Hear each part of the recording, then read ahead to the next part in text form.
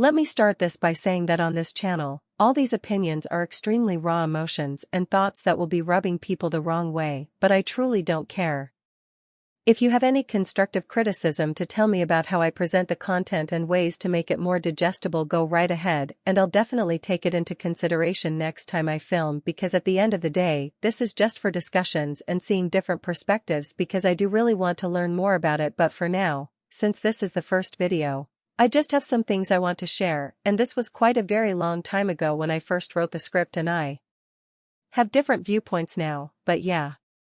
Thank you. Look, I don't care if you are gay, bi, or lesbian, go tuck a tree and have its babies for all I care. What I don't want is for the people to dictate how to interact with them. Like, seriously, let me explain.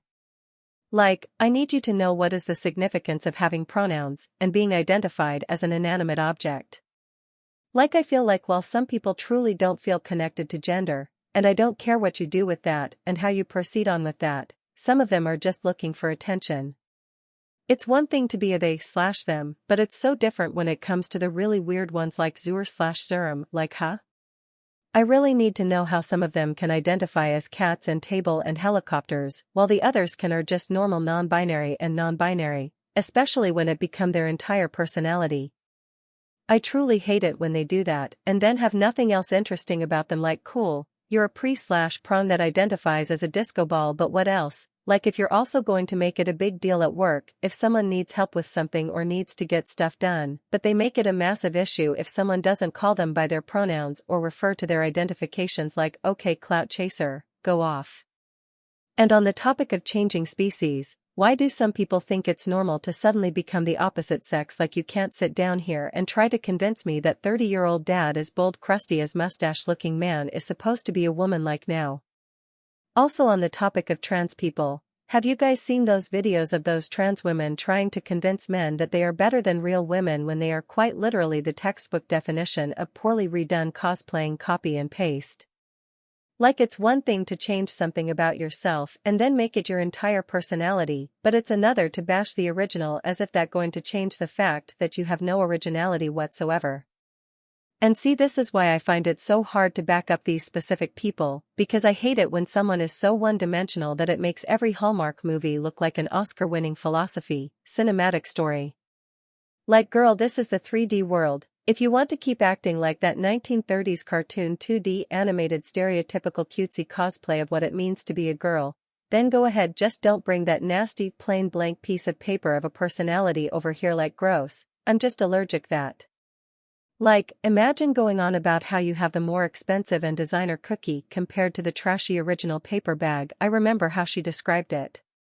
But okay, you got your rebrand and retwist just so that you can pretend that you have a vagina and can get a period and pretend it can give good sex, when they're probably better off buying those weird toys online. Like, genuinely. The only similarity we share is in infections, but at least these are natural, and I'm not spending $200 a month to keep up with coochie and prevent it from closing up. Like, seriously, how embarrassing for them.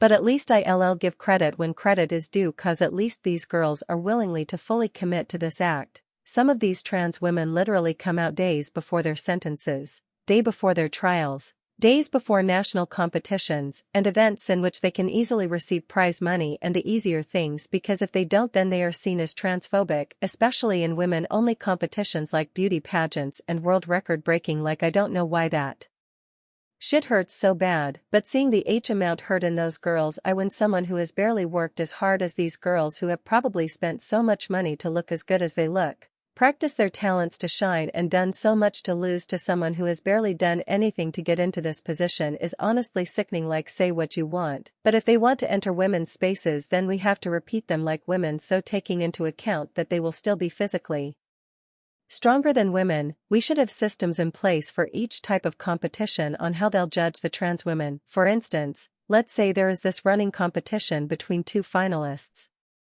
One is a female and one is a translated female. Let's say that a trans woman has a speed of 300 kilometers an hour while a normal woman has a speed of 200 kilometers an hour. That's a 100 kilometers per hour difference, right? So what they'll do is take the fastest running time or speed of a woman during that same competition, which was say 250 kilometers an hour. You take 50 away from the trans woman's time and there, that's fair. Or if that doesn't make sense to you, let's use another example. Say that there's a weightlifting competition. Everyone in the female division can't get higher than 95 kilograms, but the trans woman can and pushed to 105 kilograms.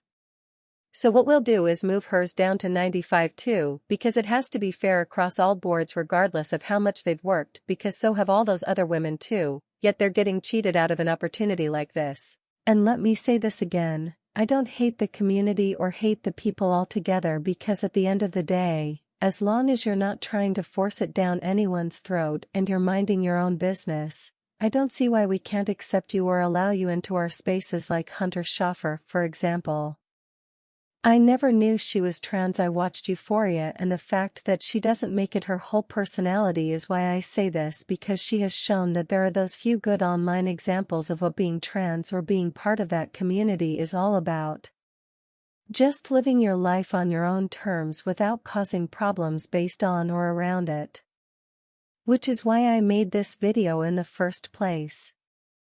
I wanted to just talk about some problems that some people have with this community and the people in it. I probably could have been nicer with my delivery, but I said what I said.